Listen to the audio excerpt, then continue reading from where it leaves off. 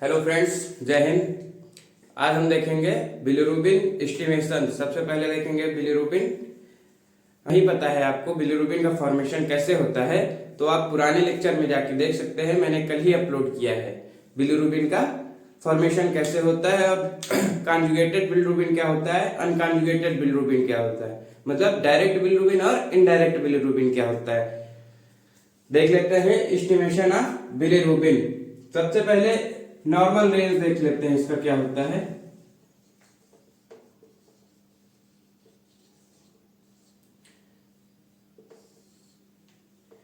जैसा कि आप जानते हैं बिलिरुबिन 3 टाइप का होता है। बिलिरुबिन टोटल,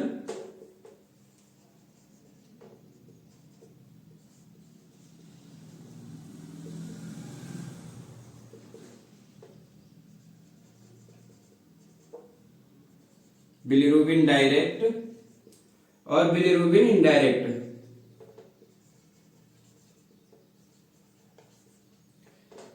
तीन टाइप का बिलिरुबिन होता है। टोटल का नॉर्मल रेंज क्या होता है? Up to 1.0। इट मीन्स 1.0 से कम होना चाहिए, या कहीं कहीं आप देख सकते हैं 1.2 भी होता है। बिलिरुबिन डायरेक्ट क्या क्या होता है? 0.5 टू 0.26। बिलिरुबिन इनडायरेक्ट का क्या क्या होता है? Up to 0.5।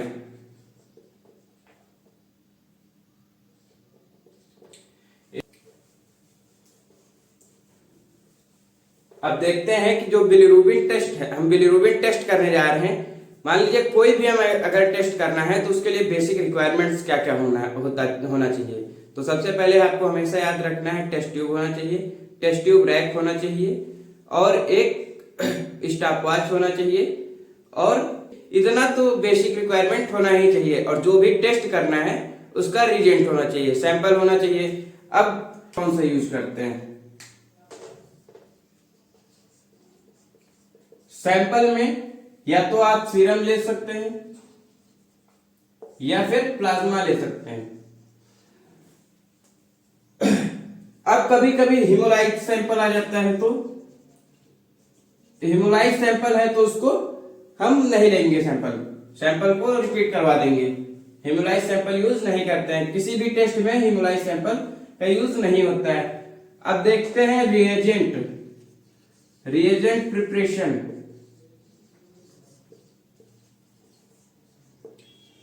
जो हम रिएजेंट बनाते हैं उसको प्रिपेयर कैसे करते हैं। बिलिरुबिन के लिए हम कौन सा रिएजेंट यूज करते हैं? डाईएजो रिएजेंट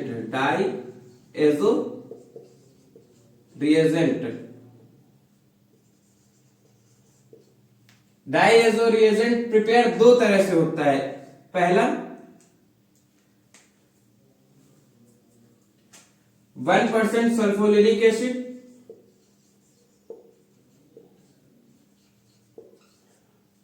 प्लस 1%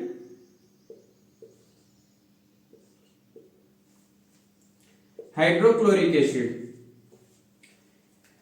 ये वाला जो सल्फोनिलिक एसिड और हाइड्रोक्लोरिक एसिड मिला के हम जो रिएजेंट बनाएंगे डाईएजो रिएजेंट, ये जो है 30 दिन तक हम इसको यूज में ले सकते हैं। और जो दूसरा रिएजेंट बनाते हैं वो तुरंत का तुरंत ही यूज करते हैं।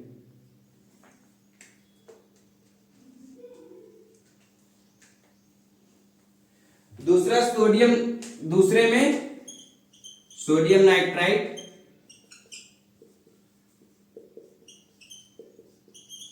1.5% यूज करते हैं। और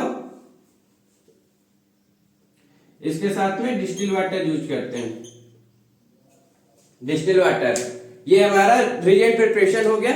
अब इसके बाद रिएजेंट जब प्रिपेयर हो गया तो मेथड्स पे आ जाते हैं। हम इस पे दो मेथड यूज करते हैं।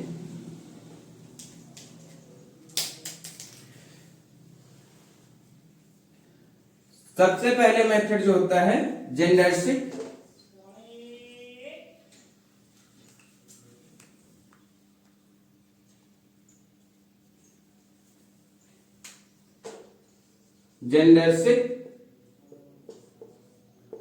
Graph method.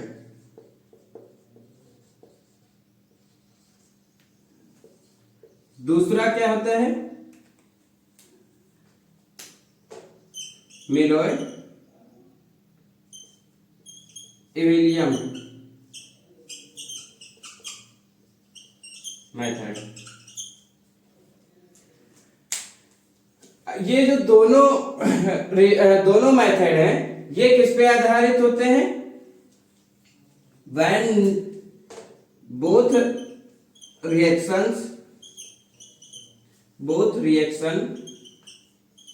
are based on when then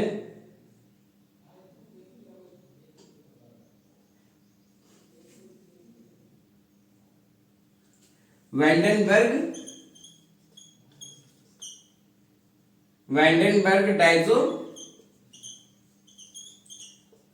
reaction. ये जो हमारा जेंडरसिक ग्राफ मेथड और मिलर-विलियम मेथड जो है, ये दोनों ही हमारा किस पे आधारित होता है? Vandenberg Dizo reaction. आप ये भी इससे ही याद कर सकते हैं, डाइजो रिएजेंट से ही वैंडेनबर्ग डाइजो रिएक्शन। अब इसके लिए क्या करते हैं? अब सैंपल लगाना है। सैंपल लगाने के लिए हमारा प्रिपरेशन रीजन प्रिपेयर कर लिया, उसके बाद मेथड देख लिया। सबसे पहले क्या करेंगे? एक ये हमको लगाना है डायरेक्ट बिलिरुबिन।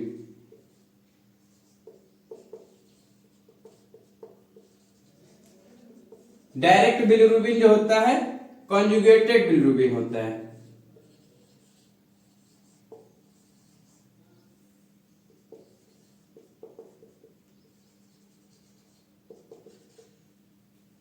डायरेक्ट बिलिरुबिन को ही कॉन्जुगेटेड बिलिरुबिन बोलते हैं। अब सबसे पहले हमने प्रोसीजर में सबसे पहले एक टेस्ट ट्यूब ले लिया हमने। ये जो डायरेक्ट बिलिरुबिन का देख रहे हैं, टेस्ट ट्यूब है मेरे पास से, इसमें हमने रिएजेंट डाल दिया। सबसे पहले रिएजेंट प्लेस, देन उसके बाद सीरम ऐड कर देंगे। अब ये डायरेक्ट बिलिरुबिन जो है, कॉन्जुगेटेड बिलिरुबिन का मतलब वाटर सोल्यूबल होता है, मतलब डायरेक्ट वाटर में मिक्स हो जाएगा। इसकी वजह से इसमें हम कोई स्टेप ऐड नहीं करेंगे। ये क्या बनाएगा?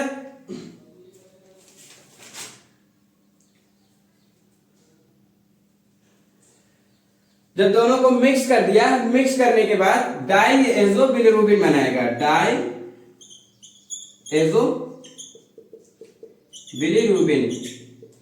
डाइएजो बिलिरुबिन जो होता है पर्पल कलर का होता है। अब इसके बाद इसको रीड कर लेंगे। रीड कितने एनएम पे करते हैं? नैनोमीटर पे, 540 नैनोमीटर पे रीड करने के बाद इसका कैलकुलेशन कर लेंगे। अब देख लेते हैं टोटल बिलिरुबिन के लिए, अनकॉन्जुगेटेड बिलिरुबिन के लिए।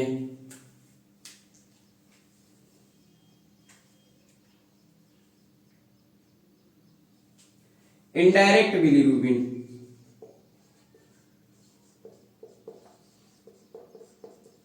इनडायरेक्ट बिलिरुबिन में क्या करते हैं? ये अनकॉन्जुगेटेड बिलिरुबिन है।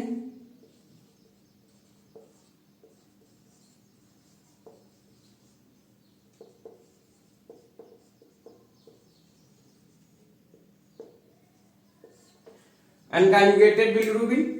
अब इसके लिए सबसे पहले प्रोसीजर सबसे पहले हमने एक टेस्ट ट्यूब लिया, टेस्ट ट्यूब में रिएजेंट डाला प्लस सीरम। अब ये अनकॉन्जुगेटेड मतलब वाटर इनसोल्यूबल, वाटर में सोल्यूबल नहीं है, वाटर में मिक्स नहीं होगा। तो इसके लिए क्या करेंगे? हम मेथनॉल ऐड कर देंगे। मेथनॉल जैसे ही ऐड करेंगे, ये वाटर सोल्यूबल हो जाएगा और ये मिक्स हो जाएगा। मिक्स होने के बाद फिर से वही डाई एजो बिलिरुबिन बनाएगा, एजो बिलिरुबिन।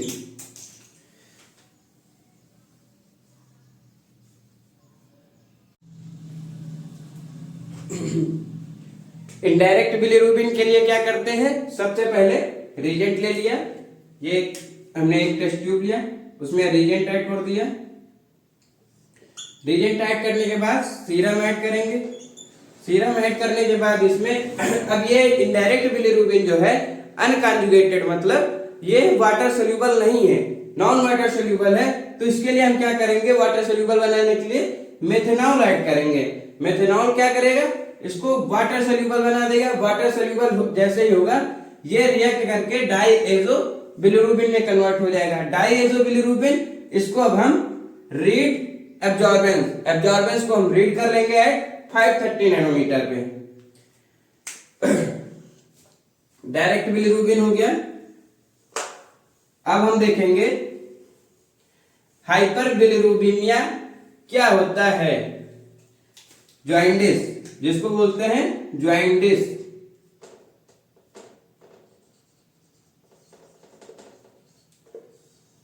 जॉइंडिस जो है 3 टाइप का होता है। सबसे पहले प्रीहिपैटिक, दूसरा हिपैटिक, तीसरा पोस्ट हिपैटिक। 3 टाइप का जॉइंडिस होता है।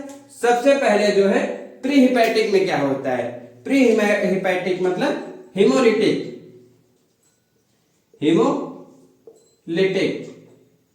जॉइंडिस। इसमें क्या होता है, जो कॉन्जुगेटेड बिलिरुबिन है वो बढ़ जाता है। अब हिमोलिटिक जॉइंडिस होता कैसे, जैसे कि अनीमिया हो गया, अनीमिया के केसेस में हिमोलिटिक जॉइंडिस हो जाता है। हिपैटिक में क्या होता है, हेपेटाइटिस सी, हेपेटाइटिस, अगर किसी का हेपेटाइटिस है, किसी को हेपेटाइटिस है मतलब लीवर इन्फेक्शन है, तब उसमें क्या हो जाएगा, कॉन्जुगेटेड और अनकॉन्जुगेटेड बिलिरुबिन जो है दोनों ही इंक्रीज हो जाता है। अब पोस्ट हिपैटिक में क्या होता है, इसको थोड़ा एक स्ट्रक्चर के थ्रू समझेंगे।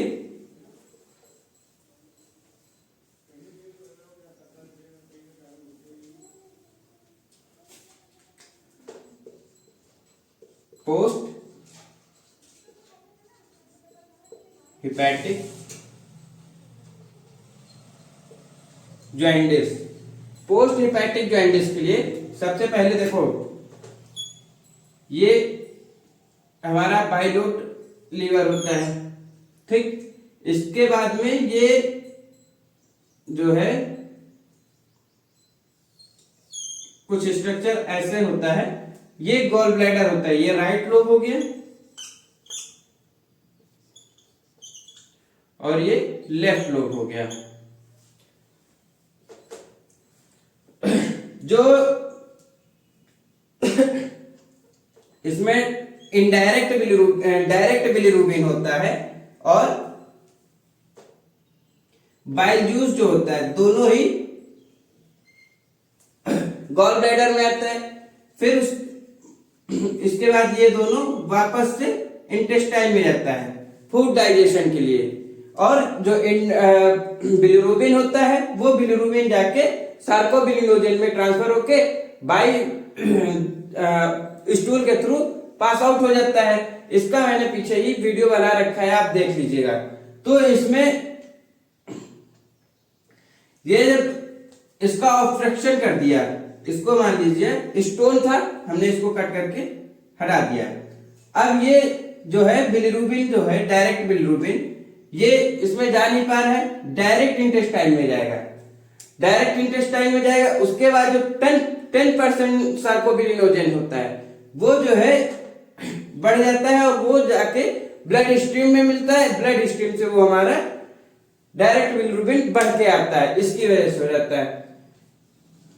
तीसरा क्या हो गया पोस्ट हेपेटिक में ऑब्स्ट्रक्टिव जॉइंटिस। ऑब्स्ट्रक्टिव जॉइंटिस, ये हो गया ऑब्स्ट्रक्टिव जॉइंटिस। अब हम जॉइंटिस के अबाउट में सब कुछ जान चुके हैं। अगर आपको कुछ भी डाउट लगता है तो आप कमेंट में बताएं, हम कोशिश करेंगे आपके कमेंट का जवाब देने के लिए। और आगे का जो है एंजाइम टेस्ट, एंजाइमेटिक टेस्ट जो भी है, SGPT, SGOT, alkaline phosphate, gamma glutamine, transaminase, ये सब टेस्ट हम देखेंगे नेक्स्ट वीडियो में। तब तक के लिए थैंक यू। अच्छा लगे तो शेयर और